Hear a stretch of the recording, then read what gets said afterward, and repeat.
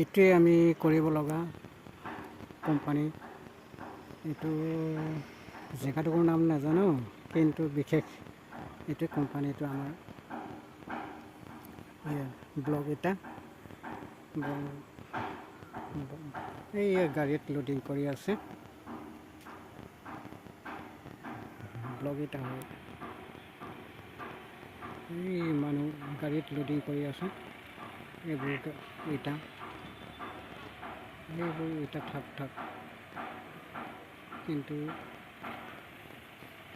গাড়ী আহি আছে। আৰু এখন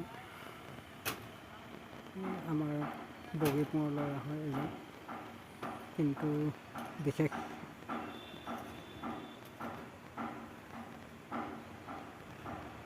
ভালে লাগিছে কোম্পানীটো। এই ওচৰতে নদী এখন আছে, নদীখনৰ নাম নাজানো। এইবোৰ হ'ল কেম্প, একেবাৰে কেম্প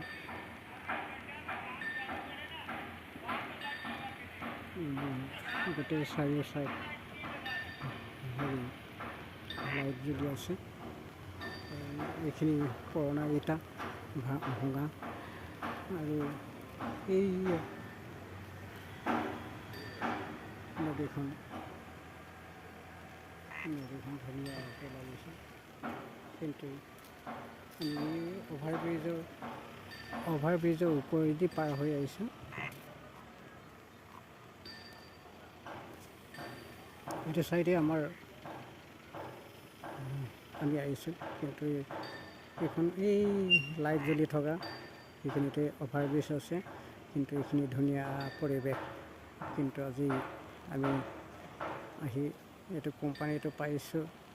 আমাৰ কাৰণে জনসাধাৰণ বহুজন মানুহ ইয়াতে স্বাৱলম্বী হৈছে আৰু কাম কৰিছে। বহুতে ইনকাম আহিছে, আৰু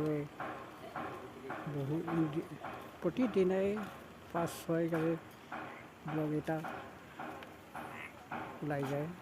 আৰু কিমান বনাই সেইটো হিচাপ অহা নাই এতিয়ালৈকে। প্ৰকৃততে এতিয়া কোম্পানীটো আমি প্ৰথম জইনিং অৱস্থাত আছোঁ, কিন্তু ভালে লাগিছে পৰিৱেশটো। কিন্তু ইমান এটা ভাল লাগিছে ক'ব পৰা নাই।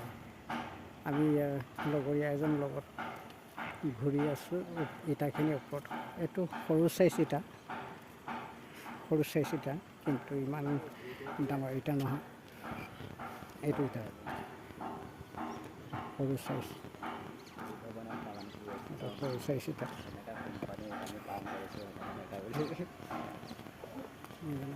বগীপুঙৰ